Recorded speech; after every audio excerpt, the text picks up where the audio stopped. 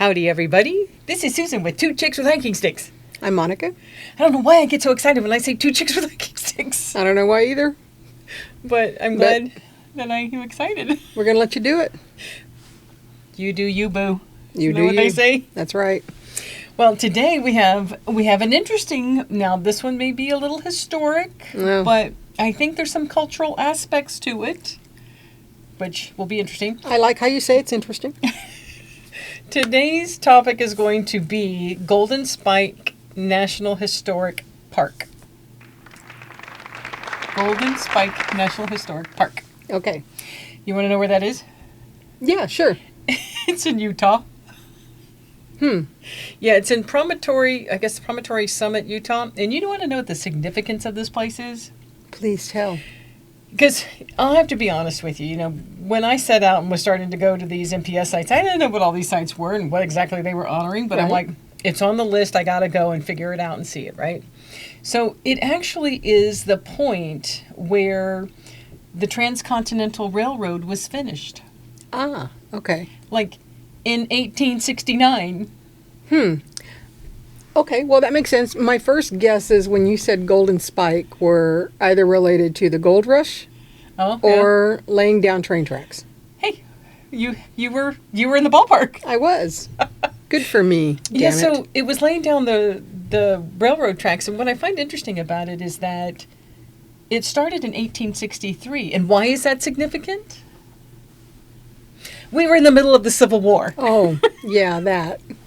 But while we call it the Transcontinental Railroad, it actually was coming from the west in Sacramento, and then the east part was coming from Omaha, Nebraska.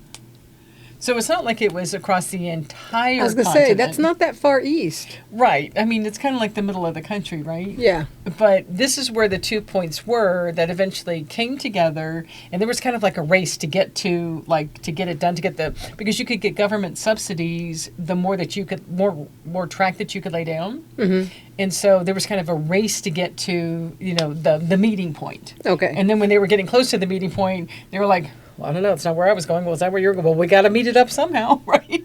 So then they had to do that. And then they threw a golden spike in there. Well, that's what they do when you finish a railroad. Oh, do they? I didn't know that. Okay. So I had no idea. That's actually the thing, is that's the spike that goes in is a golden spike that connects it all. Yeah. Okay. Well, look at me. I learned something new today. Well, you and about 55,000 other people that visit this site annually. So it's not very big. I mean, a lot of people don't go out there. I mean, and I'll be honest, there's not a lot out there necessarily, but it's worth it to stop in and check it out. I'm going to ask you why it's worth it. Well, let me start first by saying and this is interesting because it's happened with a couple of other places that we've talked about.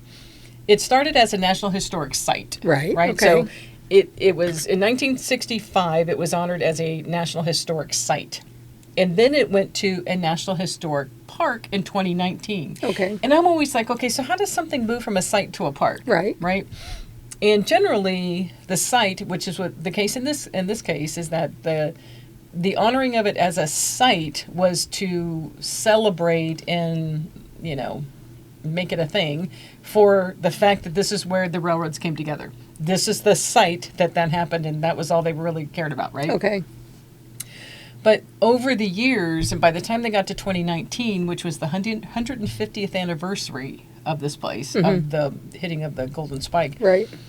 We had become more aware of, really, there was a whole lot more that went into this location and making this all happen, this Transcontinental Railroad and all the things that it disrupted on its way and the people that helped build it, that they're like, there's a whole lot more to the story here than just the fact that this is where the two tracks came together. Okay. And so in 2019, they made it a National Historic Park. Now, when something switches from a site to a park, they get more government support and resources to help then do more interpretive panels, do more, some of the things that, people would want to go out there and go see. Okay. So the important thing about this park, historic park, is basically the fact that this end starting in California and this end starting in Nebraska finally met. It was the Transcontinental Railroad. Well, sure, okay, it was the 1800s and it was a big deal. But that's what I'm saying. This is Transformed our country. Yeah. Not necessarily in a good way, which we'll talk about. Right. Okay, because I'm thinking of other things. Sure you are. Yeah, I'm thinking of other things regarding the creation of railways and things here in the U.S. Yes. So, but that's basically what it's honoring is the meeting there and all the history that goes behind it. Yeah, I mean, at first when it was a National Historic Site, absolutely. It was just the fact that this is where it connected. Okay. That the West Line and the East Line actually connected Okay. because they were two separate rail companies. One was the Union Pacific and one was the Central Pacific. Okay. Don't get me started on the Central being in Sacramento and the Union being in Nebraska, but that's what it was. Is there, just out of curiosity, I don't even know if you know, is there the same brouhaha about any rails that went from north to south? Oh, that's a good question. No, I don't know. I don't know of any. Okay.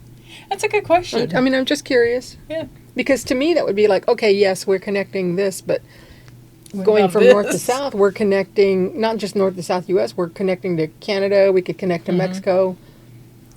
I don't know the answer to that, Okay. but that is an interesting point. Just curious. Maybe somebody knows. Yeah, Drop a drop it comment. in the comment. Speaking of which, make sure you subscribe. But this location, again, went from being a site to a park because there was a lot that we understood as time went on about what it took to build this place. Mm-hmm. And most significantly, I thought, was on the Western Line coming in from Sacramento. They employed about 90% of the people who worked on this railroad were Chinese. Yes. And then on the Omaha, Nebraska side, 80 to 90% of the people that worked on the railroad were Irish. Okay. So, Now, yes. Okay. and why? Why did they work these jobs? Well, honestly, the one coming from the West, the white folks couldn't deal with the harsh conditions. And that's what they say, is that they couldn't deal with the harsh conditions, didn't want to do that kind of work, and were like, peace out. And what they found is that they could get the Chinese immigrants. Who picks up the slack? Exactly. In the work? The immigrants. The immigrants. There you go. And it is so true in this case. And so the Chinese come in, they're like, we'll work. And then the supervisors are all like, wow, they're really good workers. They're hard workers. Wow, we really got to get more out of them too. And so Exactly. they had to do the most dangerous jobs. They had to actually find their own food and feed themselves versus the white man was given their food. They had to work in these conditions that were just horrible. Slave labor. They had to go through the Sierra Nevada. I mean, they had to dynamite and everything else, right?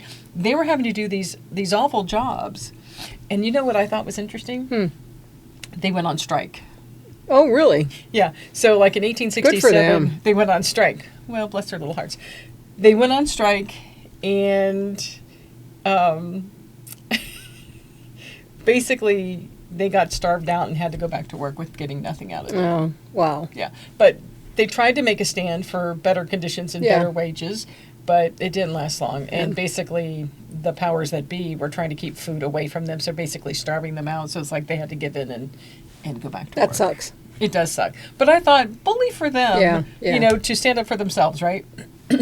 Now, I mean, so, again, the conditions were not great for the Chinese coming over, but it also wasn't great for the Irish. Now, a lot of the Irish, and I don't know how many of y'all out there know this, but there were a lot of Irish people that fought in the Civil War. Oh, I didn't know that. There's okay. tons of Civil War monuments to the Irish. Oh, wow. In a lot of the battlefields. That's awesome. Yeah, it really actually is. Well, I mean... in the scheme of things. Good point, yes. I don't mean it's awesome that, But, so they also had things that they had challenges with. Now, as they're coming west, they're having to go over the plains, right? Right. And so they had to fight conditions of heat and exhaustion and plagues of this, that, and the other. Droughts, being attacked by the indigenous folks that were out there. Right. They were not happy that they were cutting through their land. Being even, rampaged by a herd of buffalo. Is that the word, rampaged? They A were, rampaging herd of buffalo. they got run over by some buffaloes. Like, Grandma got run over by a reindeer. No, Oh, goodness. What? please stop. Just, No? how do you equate? I don't know. I don't know how I do, but I do. Anyhow. Oh my gosh. So, We're going to cut that out. We're going to cut it out of the... If you're seeing this, I was not successful. because who does the video? That's right. Anyhow, as they were coming across and making the railway, right? Of course, they're interrupting the world of the indigenous folks. And you get this. Because they were going across this land, and once the railroad could actually start running, once it was actually connected, of course that makes everybody come. Hey, we can get across basically the United States, right? Faster than fast. We just get on the railway, right? Right. Well, what the problem was is that, of course, they could transport more military folks to the forts and to the things that then continued to fight the Native Americans, of course, and then they were killing a bunch of the buffalo for sport. In fact, they would even shoot buffalo from the train and kill the buffalo and just let them rot because they were just passing through. They were just like for sport, like as if it were an arcade game. Yeah. I'm Kills not me. surprised. Kill me. Because there used to be tens of millions of buffalo, reduced down to hundreds. Yeah. Just by the invent of this train being able to go from Omaha out to Sacramento. Yeah. Well, I'm not shocked. Well, I'm not shocked either, but it still makes me mad. Yeah. It's not pretty, but... Yeah, so the train basically became an avenue, really, of colonization out west. Okay. No, I'm thinking because I know there was also a great deal of Chinese people in the South. And I'm wondering, did part of that come with building the railways, or was that more mining? I wonder. I don't know. That was more mining, but I don't know either. But it makes me tie this into the Chinese having to prove themselves worthy to do this crappy job, right? And then we take advantage of them. To the Japanese, that were on the West Coast, and talk about Minidoka on our podcast about Minidoka. They had to prove themselves. Like, no, really, they know they were hard workers in the field, and this is why they got to be successful. And then they lost everything when they were interned. Well, if I remember back to when I was writing the blog about it, when the Japanese started doing a lot of the work when they came over, they were using a lot of Japanese people to do this because we had banned Chinese people from coming in. It was the same thing that we're having now. We banned Chinese people for 40 years. Was it a 40-year ban or something like that? I don't remember the years. It was a number of years, and we banned Chinese people from coming in because of the same exact sentiments. They're taking our jobs. They're getting better pay for what we were doing. It was the same story it is through the centuries now. And so we banned Chinese people. So then Japanese people came over, and they started using Japanese people for a lot of these things. So, I'm not shocked. Not shocked. And that we continue to repeat this It saddens me. That when I was doing that blog, I just remember reading that, thinking, because I saw, Japanese people came because Chinese people couldn't come, and I thought, why couldn't Chinese people come? That doesn't make sense. We had been using them for slave labor before. I don't know why they couldn't come now. So when I went to look at it, it was like, oh, Chinese people were banned because they were taking away jobs. And I was like, you could have put it in today's headlines, I was like, here we are. Here we are in the same exact place we were at in the 1800s. Fearful of the thing that no one wants to do anyway. Right? Exactly. I mean, nobody wants to do these jobs. Yeah. And I thought it was interesting that it specifically says they tried to hire the white folks to do these jobs, to build that rail from Sacramento out east. And, they didn't last. Yeah. So... anyhow, makes me mad. But anyhow, now when we talk about the site today, again, they have a lot of interpretive panels. You can go out and actually walk to where the rail point is. Now, I thought it was interesting, too, that once it was built, at some point later, it starts to fall into disrepair. And at some point around World War II, they actually pull up a lot of the track to use the scrap metal. Wow. Yeah, so it really took a lot of people coming back and saying, no, really, this needs to be preserved for it to be preserved. And so you figure it wasn't preserved until, 1969, I think it was? 65 or 69. So it took a while for that to happen because it was like getting picked up and people were walking off with the stuff. But today, they've preserved what they could. They have some tracks out there you can walk on, which is kind of... Oh, that's cool. It is kind of interesting to actually walk on the tracks. They do... The celebratory thing that they did in 2019 was really kind of cool because they bring out the replicas of the trains, and they have like a show thing that's done there. And in the off season, when they're not running the trains to show you on the tracks, you can go to where they store them, so you can see those replicas. Cool. Which is really cool. Yeah. So you get a feeling of what that nostalgia must have been like back in the day when they had these locomotives basically running at the time. Yeah, interesting. So they've got some short hikes. They've got, a couple mile here, a couple mile there. They've got driving tours. They're not long. This place isn't that big. So I think one of the driving tours is like maybe 7 miles. It's not very long, but it gives you an idea about where the railroad track had been laid. And you can see how they had to flatten basically the ground in order for the railroad to lay, or lie. Did it need to lie or lay? Anyhow, I'm sure somebody out there will know that, but anyhow. So you can go out there and you can see that. Now, they have a really nice visitor center, which is really kind of cool. It makes me think kind of back what it must have looked like back in the old days in a way. Oh, There's cool. just some portion of it that makes me feel like it's kind of like the Western type of deal. But they have plenty of things that you can shop for and you can buy there. And definitely panels and stuff for you to read to learn more about the history. And again, this was now moved into being a historical park because it's really celebrating the Chinese and the Irish that were here that really made this train possible. Because back when they commemorated it in 1869, and we're happy that they could drive that golden spike, none of the Chinese and the Irish were invited. They could not attend. Again. Yeah. Not so now they, again, it sometimes takes us a while to learn our, history and recognize the folks who really made it possible. And so in this case, they've really, I think, done a pretty good job going out there. Now, I will say this, there's not a whole lot of shade out there. So if you go out there, just be prepared. We went out in March and it was still rather chilly and it was really windy, but it was still cool. So still worth it. All right. Well, good. I mean... Sure, whatever. I hope somebody out there found this interesting. I mean, I found it interesting. It's not that I don't find it interesting. But, if I happened to drive by it, I would probably stop.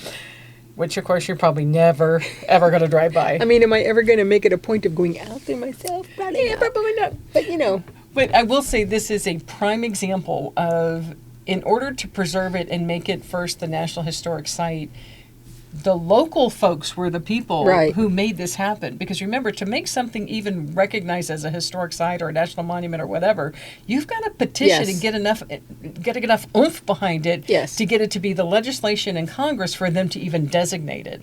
And this, I thought, was a really good example of how the local community, which there's not a whole lot out there, but the local community got together and said this is worth preserving, and they made a lot of ruckus about it, and then they got it preserved. So yeah, I think that's an interesting statement, is that you really do have to have, first of all, somebody that's going to spearhead that movement and understands what it's going to take to get something to be recognized as a national park site or historical site or whatever it's going to be, and then get local people to back you up, and then start getting city people involved and everyone else involved. It takes a lot of work from what I've read and from someone that I've spoken to that was instrumental in doing that here in San Antonio. And I would love to maybe sit down sometime. Maybe I can ask her if she'd be interested in being interviewed. Yeah. But it takes a lot. It takes a lot, and it takes years,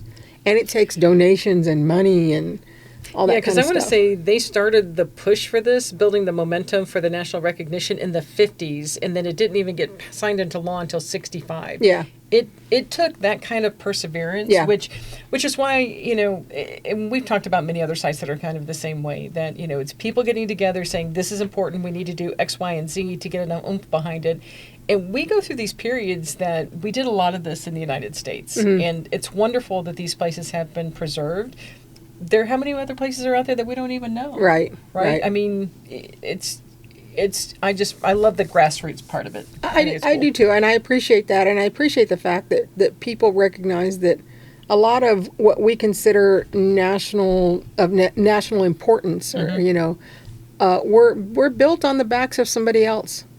We're looking at it. Yes, we're looking at it as something important to us as Americans, but it wasn't always Americans, or there